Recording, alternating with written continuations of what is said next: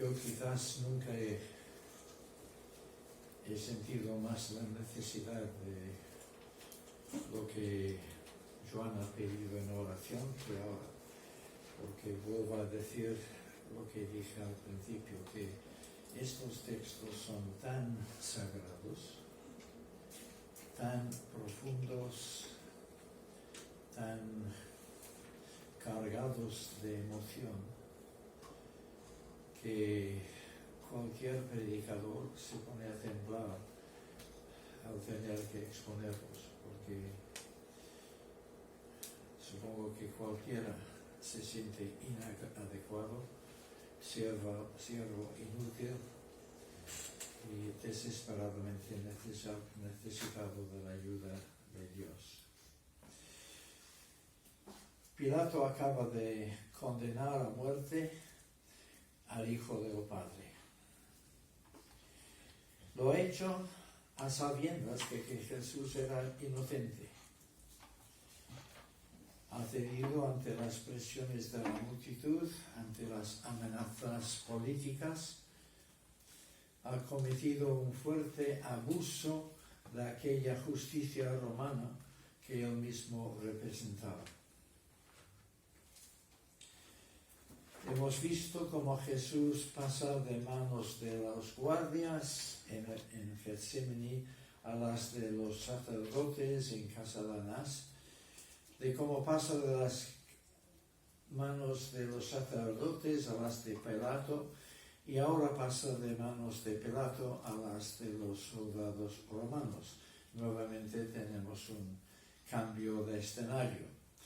Puesto que los judíos, siempre escrupulosos en mantener las apariencias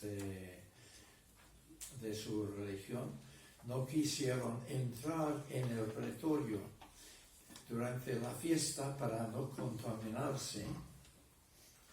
Esto lo cuenta Juan, me parece. Pilato ha tenido que salir del palacio a fin de recibirlos, probablemente en una tarima colocada ahí expresamente, y por lo tanto la escena que vimos ayer de la acusación de los judíos contra Jesús y demás ha tenido lugar en las afueras del palacio, y también los azotes de Jesús habrán sido allí en público delante de la multitud. Pero ahora los soldados lo llevan dentro del edificio, probablemente al patio del pretorio. Este texto que hemos leído se puede dividir en dos, como estamos viendo todos los días. Primero, el escarnio, la tortura de Jesús por parte de los soldados, y después el camino al Calvario y la misma crucifixión. En cuanto a la primera mitad, la tortura de Jesús por parte de los soldados, la narración tiene una clara forma quiástica.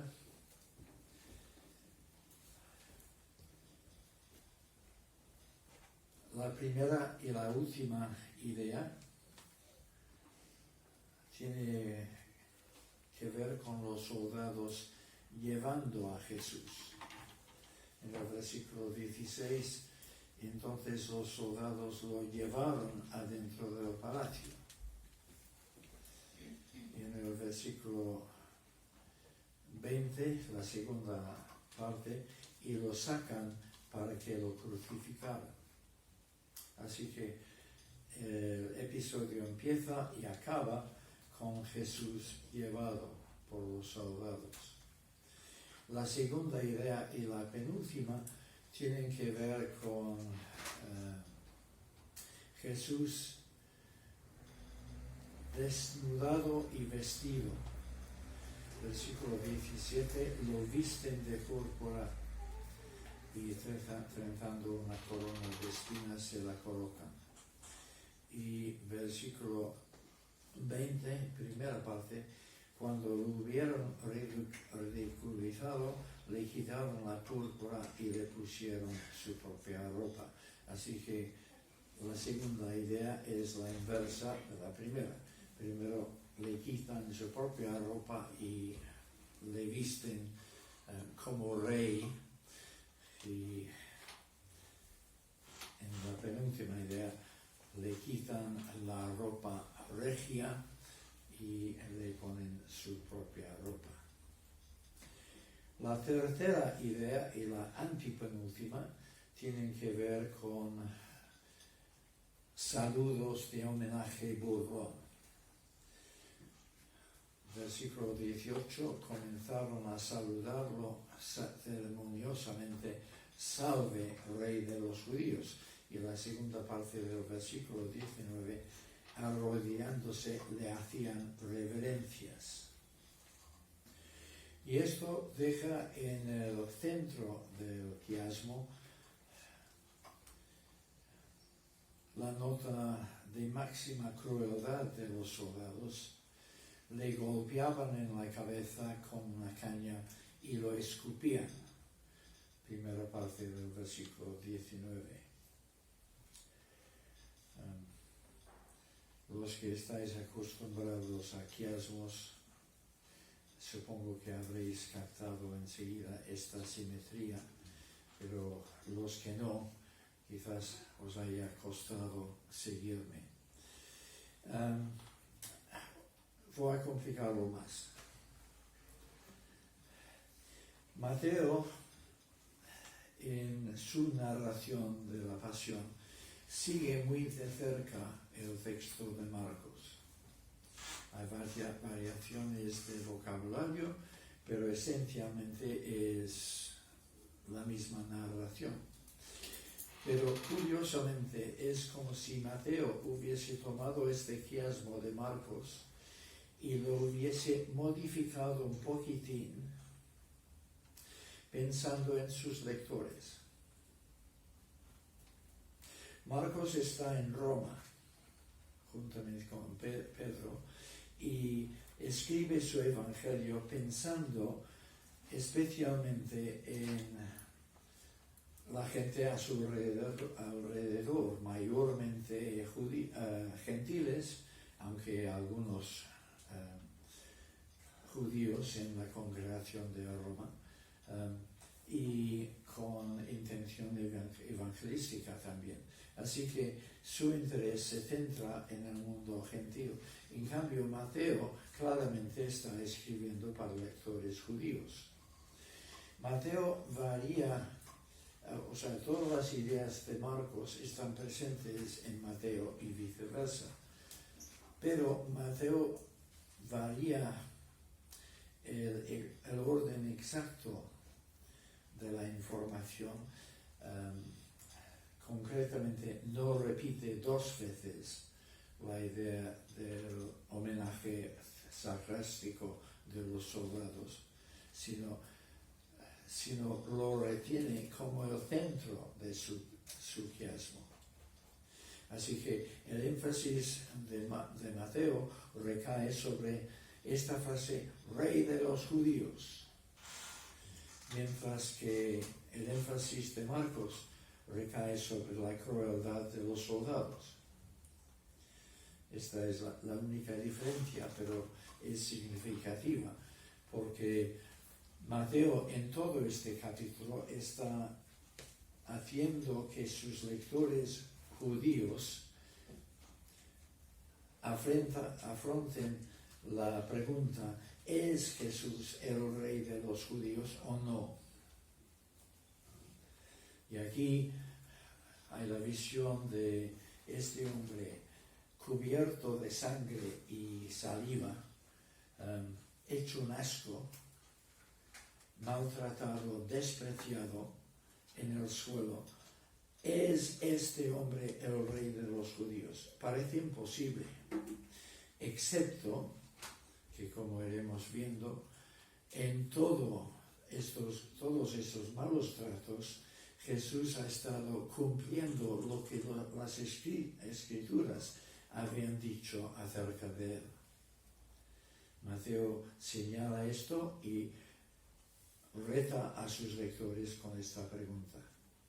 En cambio, Marcos, escribiendo para gentiles, quiere que veamos los malos tratos injustificados, crueles, que Jesús tuvo que soportar a mano de los soldados. Pero vayamos con un poco más de profundidad sobre estos detalles, porque forzosamente necesitamos empezar, como decirlo, casi fríamente analizando el texto, pero no debemos perder de vista que este que está sufriendo estas cosas es mi Señor, es mi Salvador. Y como hemos estado cantando, lo está haciendo por mí. Jesús llevado. Es una primera humillación. Cuando en televisión la policía, hay un reportaje de la policía arrestando a alguien normalmente intenta cubrir la cara para que no pueda ser identificado posteriormente, pero también por vergüenza. Jesús, llevado en medio de las multitudes, sufre humillación. A nadie le gusta ser esposado y llevado por las autoridades. Pero el mismo verbo llevar nos recuerda algún texto del Antiguo Testamento, como aquel que cité ayer de Isaías 53, versículo 7. Como oveja fue llevado al matadero.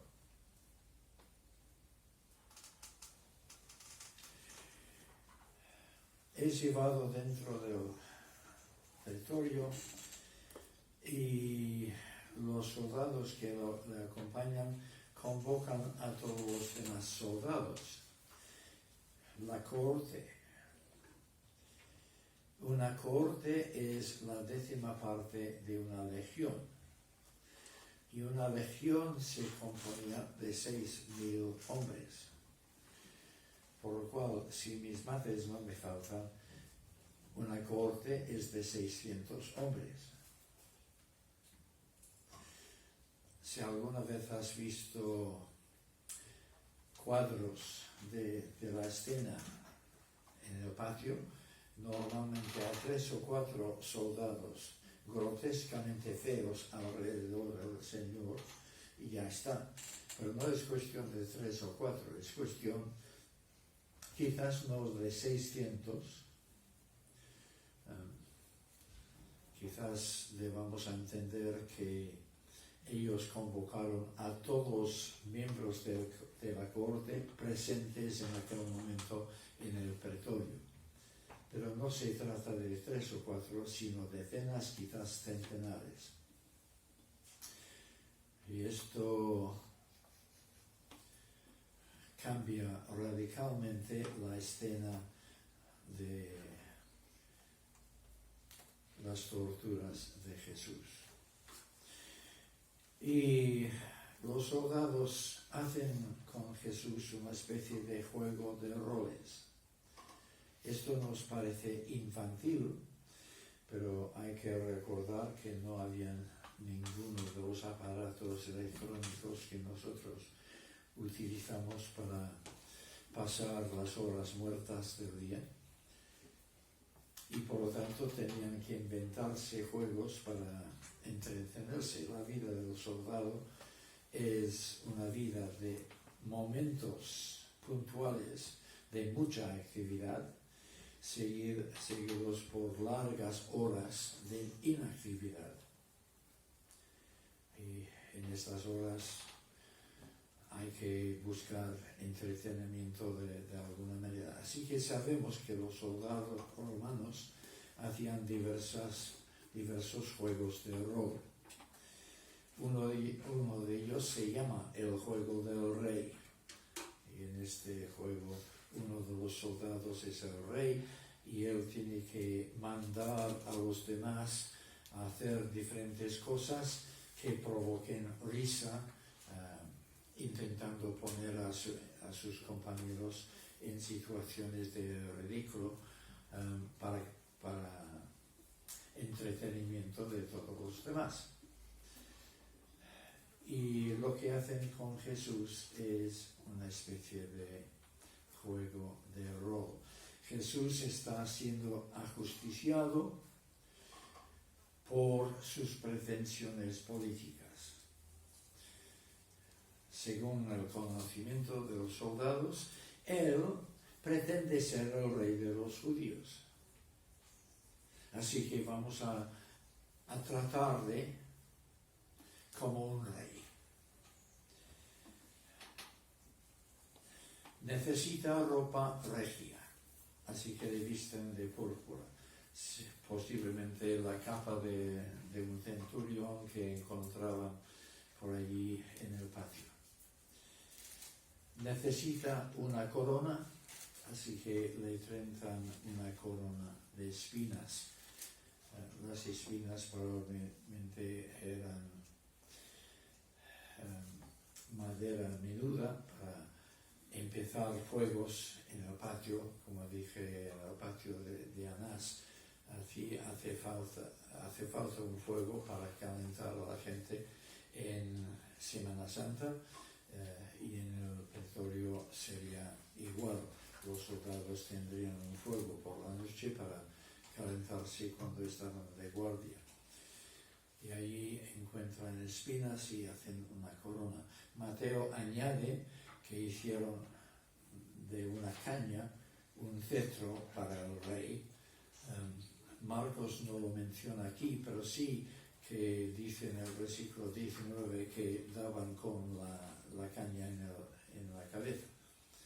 Así que están vistiendo a Jesús como rey.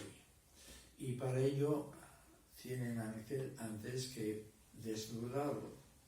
Y aquí viene la segunda gran humillación.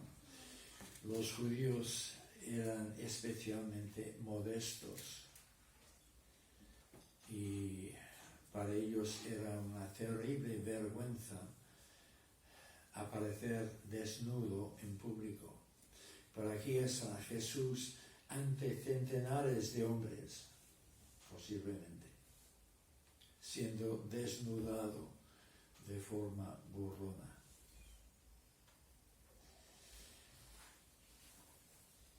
Si los soldados hubiesen estado en presencia del emperador, habrían hecho un homenaje serio.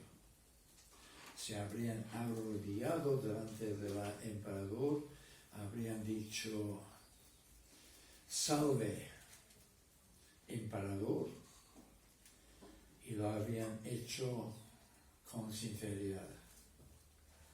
Ahora hacen lo mismo, pero de forma sarcástica.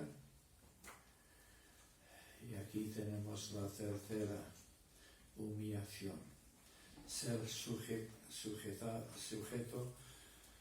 a una parodia cruel, burlándose de sus pretensiones lícitas. Y luego llegamos a la acción central: crueldad, tortura y desprecio.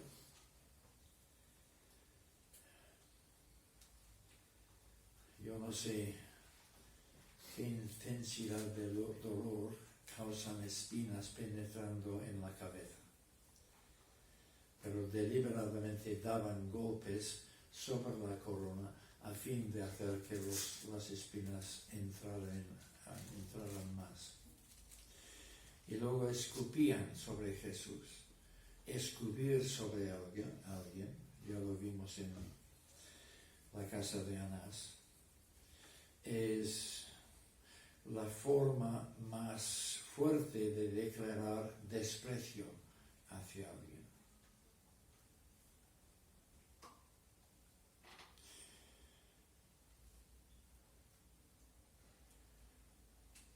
Ahí acaba.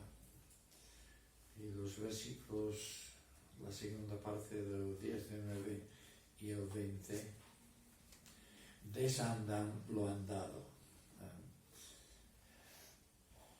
Hay más reverencias burlonas, hay cambio de ropas y los soldados vuelven a llevar a Jesús.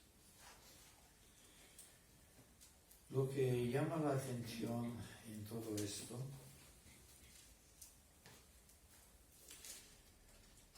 es no solamente la crueldad del ser humano, sino también la pasividad de Jesús. No pone ninguna resistencia.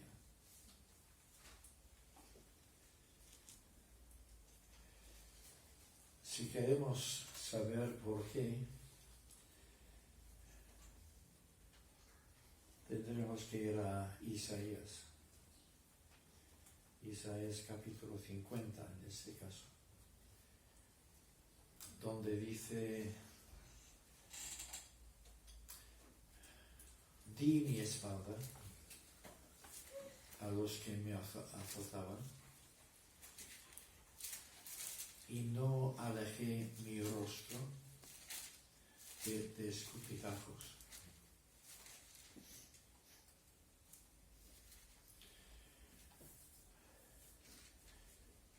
En un sentido, Jesús está colaborando con los soldados. Cualquier persona ante los azotes de los romanos. ¿Habéis visto La Pasión de Cristo, la película? Sí. Entonces no hace falta que yo describa más los azotes. El látigo tenía incluido en el látigo trocitos de hueso o de metal para hacer aún más daño a la espalda. Y abría la espalda rápidamente. Y normalmente eran 40 azotes. Así que ya a partir de la tercera la espalda empezaba a sangrar. Podéis imaginar el dolor de los 37 azotes restantes. Di mi espalda. Cualquiera de nosotros buscaríamos cualquier posición para mitigar un poco la fuerza del azote. Pero parece que el Señor Jesús cumplió lo dicho por Isaías y ayudó a los soldados colocando a su espalda. Y cuando le escupían a la cara, no intentaba evitar los escupitazos. Pasividad. No por masoquismo,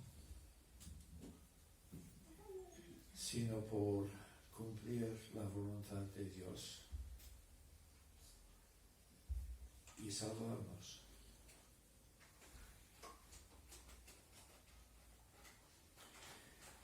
Cuando pasamos a la segunda parte de este texto, el camino a Gólgota y la crucifixión, lo que llama la atención es la brevedad de la descripción de la crucifixión y en comparación la amplitud de detalles que parecen secundarios. A fin de cuentas, ¿qué más da si Jesús fue crucificado a la hora tercera, cuarta o quinta? ¿Qué más da si muere en un lugar llamado Gólgota? ¿Qué más da si un tal Simón le ayuda a llevar la cruz? Todas estas cosas son muy secundarias en comparación con este enorme hecho. El Hijo de Dios está siendo asesinado de la manera brutal posible. Y sin embargo, ninguno de los evangelistas entra en detalles acerca de la misma crucifixión, quizás porque ellos sabían que sus lectores conocían perfectamente el proceso de la crucifixión, porque desgraciadamente los romanos lo practicaban con cierta frecuencia y dejaban los cuerpos en la cruz para como advertencia a los demás ciudadanos de cuál será tu suerte si te atreves a levantarte contra el poder de Roma. Así que los lectores saben perfectamente cómo era la crucifixión, quizás nosotros no tanto. Así que en su momento vamos a acompañar a Simón y Jesús al Gólgota. Los prisioneros, los reyes de muerte, solían cargar con su propia cruz hasta el lugar de la ejecución. Pero cargar con la cruz no era cargar con toda la cruz, sino solamente con el travesaño. No hay forma de establecer si en el caso de Jesús era solamente el travesaño horizontal o si fue la cruz entera. Si fue la cruz entera sería un caso excepcional, porque cualquier persona con un poco de imaginación puede comprender que lo más delicado de la construcción de una cruz es sujetarla a la tierra, que el peso de la víctima juntamente con la cruz fácilmente haría que toda la cruz se cayese si no tuviese un buen cimiento.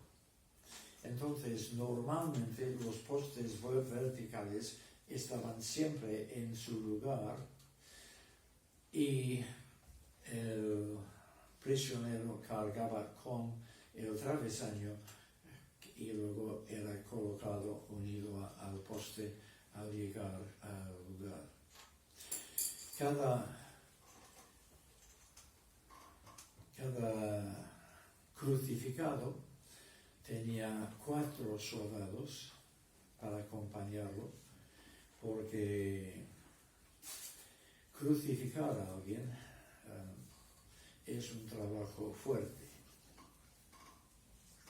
Y un solo soldado, imposible. 2 soldados, muy difícilmente. Así que solía haber 4 soldados para cada crucificado.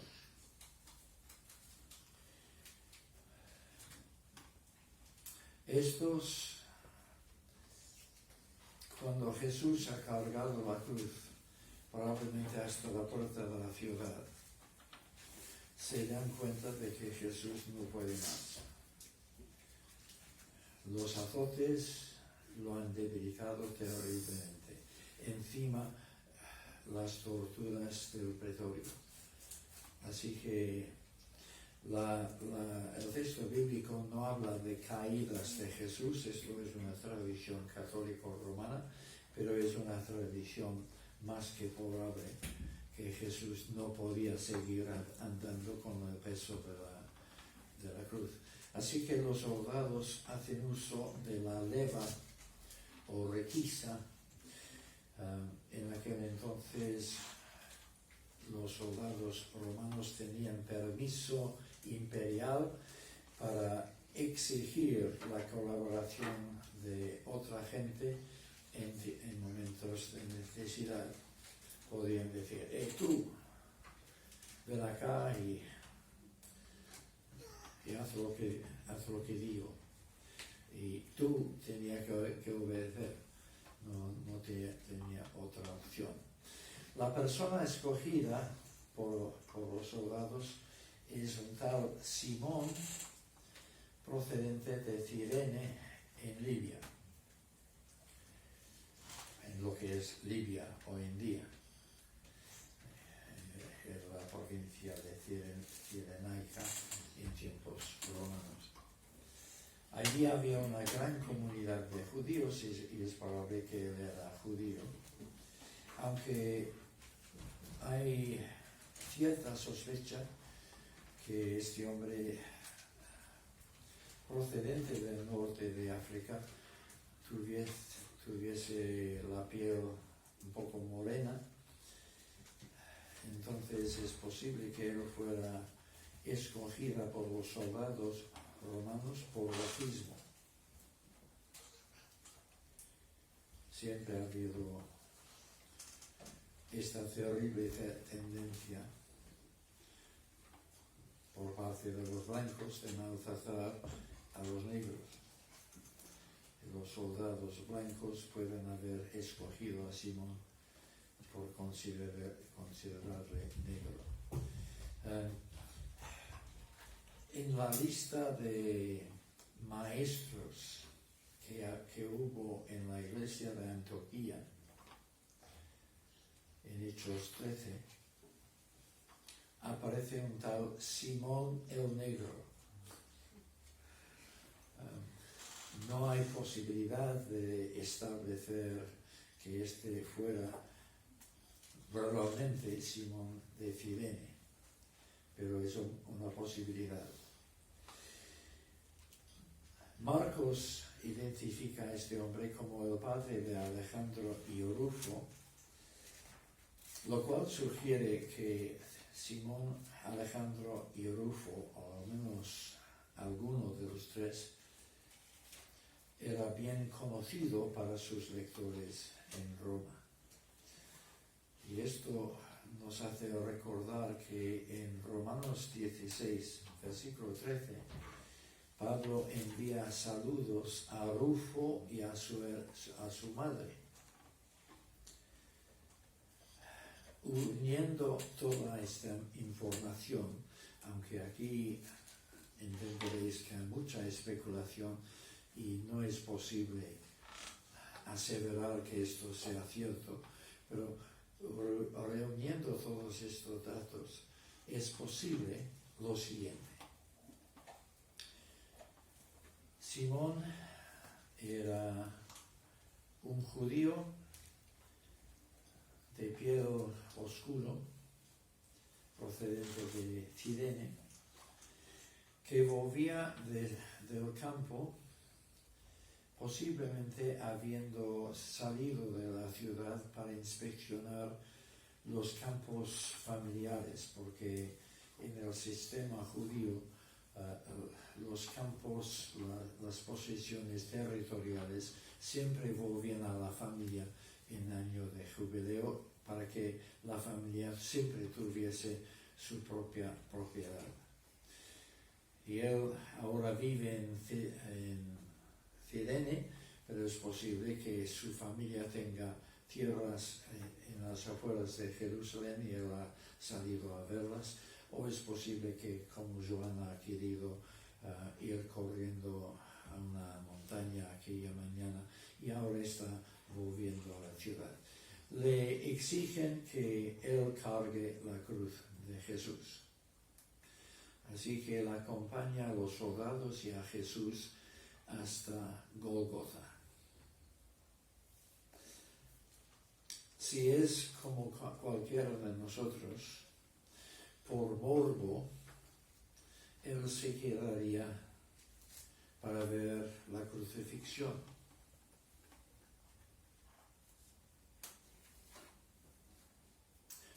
Así que dejamos la historia de Simón un momento para pasar a la crucifixión. Los soldados pondrían el travesaño en el suelo. Ahí al lado está el poste vertical. Luego obligan a Jesús a tumbarse en el suelo con la cabeza por encima de la madera y colocar los brazos así.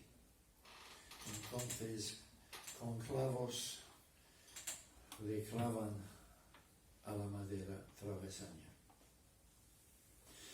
Después, con un sistema de cuerdas, suben la madera con Jesús colgado hasta llegar al punto donde hay, ¿cómo se dice en castellano? El punto de conexión entre el poste vertical y el poste horizontal. Y entonces clavan el poste horizontal al poste vertical, y cuando esté la cruz bien fijada, entonces clavan los pies de Jesús al poste vertical. Supongo que Simón de Cirene estaría allí para ver esto. Estaba allí cuando escuchó las palabras de Jesús: Padre, perdónalos, porque no saben lo que hacen. Decidió quedarse un rato más. En todo caso, la serenidad, la majestad de Jesús en medio de todo esto le habrá causado un impacto tremendo. Él estuvo en Jerusalén seguramente para participar en las fiestas, así que se quedó en Jerusalén posiblemente hasta el día de Pentecostés. Estuvo presente escuchando la predicación de Pedro. ¿O acaso se enteró de las ideas de la predicación a través de otras personas? No lo sabemos. Pero el solo hecho de que los evangelistas conozcan el nombre de Simón es evidencia de que él fuera una persona conocida por la iglesia primitiva, lo cual sugiere poderosamente que en algún momento se convirtió. Posiblemente tuvo que salir de Jerusalén en la persecución de los creyentes y acabó en Antioquía, donde le trataban con el apodo Simón el Negro. En todo este proceso se convirtieron su esposa y sus dos hijos, Alejandro y Rufo, y llegaron a ser personas conocidas por la iglesia primitiva, por lo cual Marcos vio la importancia de mencionarlos por nombre en su evangelio. Y Rufo puede haber acabado con su madre en Roma y recibe los saludos de Pablo cuando le escribe su carta a los romanos. Vuelvo a decir que todo esto tiene mucha de especulación, pero creo que es especulación razonable. Llegan a Gólgota, el lugar de la calavera, Calvario.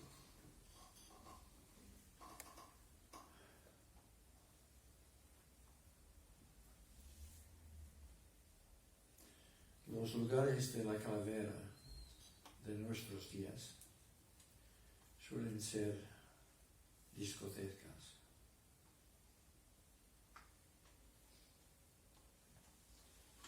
Los jóvenes que visten calavera en su camiseta suelen ser jóvenes que hacen alarde de su rebeldía, de su antisistema, de yo qué sé. La calavera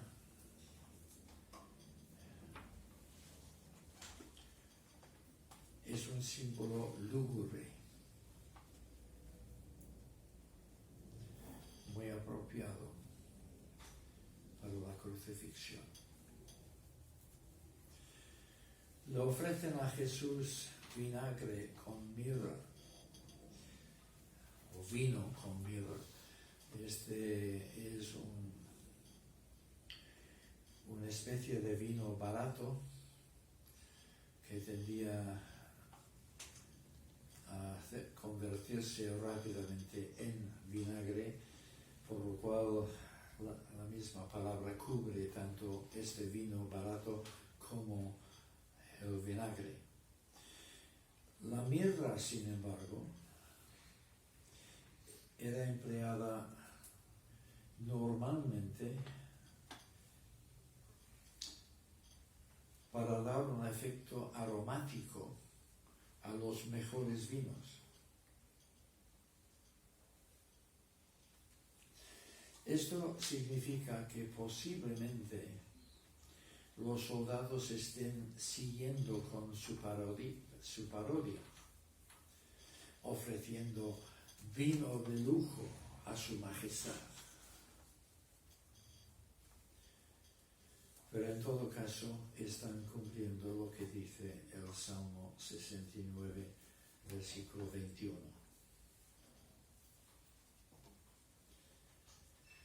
Otro texto que, como el Salmo 22 que Joan ha leído, que debe ser leído en su contexto a fin de ver cómo el texto casi es una foto de lo que está pasando en el Calvario. Y por supuesto el reparto de vestiduras sí que procede del texto leído por Juan, Salmo 22, versículo 18. Y toda esta información de detalles que parecen secundarias, en realidad están reforzando para cualquier lector con capacidad de razonar un poco, están reforzando el hecho de que Jesús, en medio de tanto sufrimiento, en medio de una situación en la que parece ser la víctima impotente de otros, en realidad está controlando la situación hasta el punto de estar cumpliendo con todo lo que las Escrituras habían dicho de él.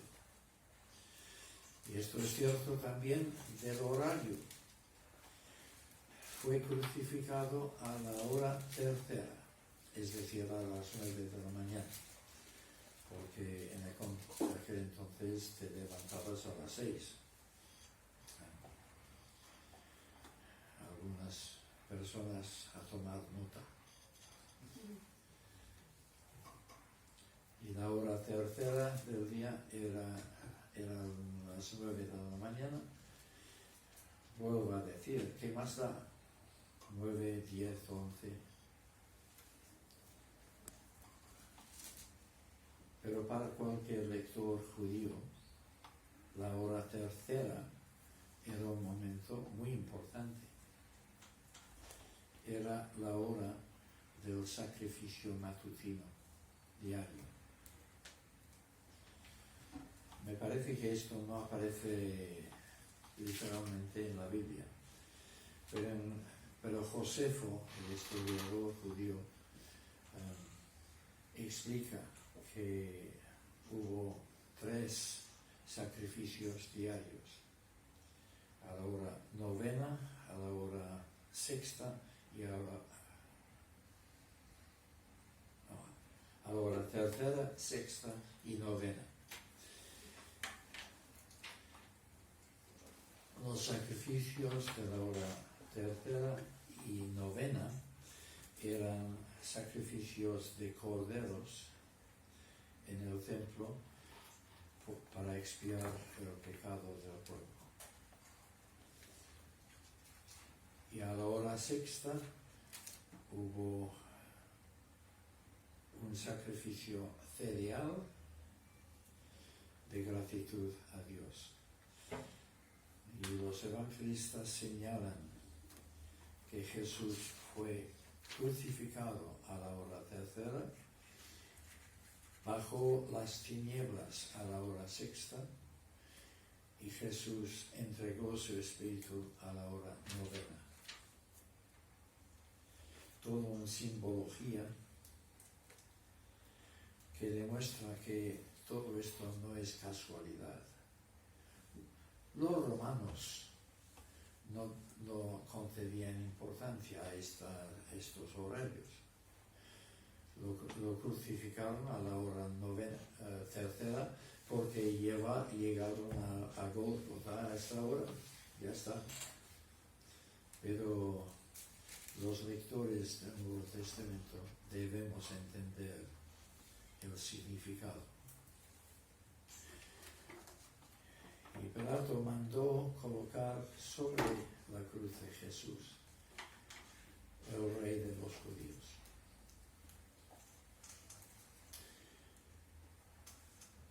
Era absolutamente normal que los romanos pusieran encima de la cabeza del crucificado la causa de su muerte. Así que esto no es excepcional. Lo que es excepcional es la decisión de Pilato de poner este título. Los judíos, por supuesto, no en Marcos, sino en otro evangelio, protestan diciendo, cambie esto, porque él no es nuestro rey. Pon en vez de esto, él dijo que era el rey de los judíos. Y Pilato contestó, lo que he puesto.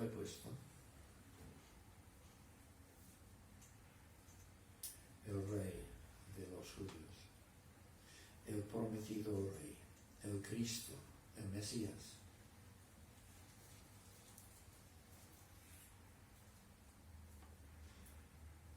Que está allí por amor a nosotros.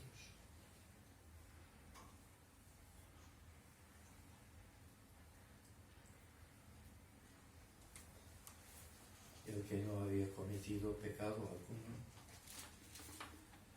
fue hecho pecado por nosotros. Él fue el Cordero que quita el pecado. Por eso murió, fue crucificado a la hora del sacrificio del Cordero matutino y entregó su espíritu a la hora del sacrificio del Cordero vespertino. El Cordero cargando el pecado del mundo a fin de proveernos una escapatoria de la ira de Dios. Señor Jesús, no tenemos palabras suficientes para expresar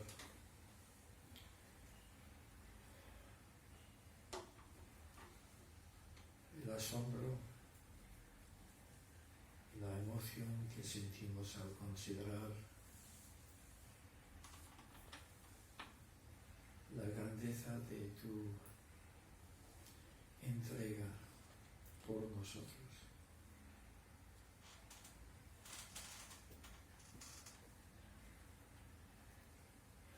Apenas si podemos imaginar el dolor físico que sufrió. mucho menos las otras dimensiones de tu sufrimiento. Pero juntos queremos decirte gracias, Señor, gracias por haber llevado sobre ti el castigo de nuestros pecados.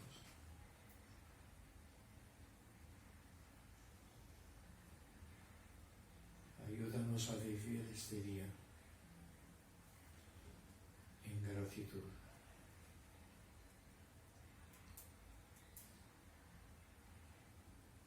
Pendientes de ti, que tu presencia nos acompañe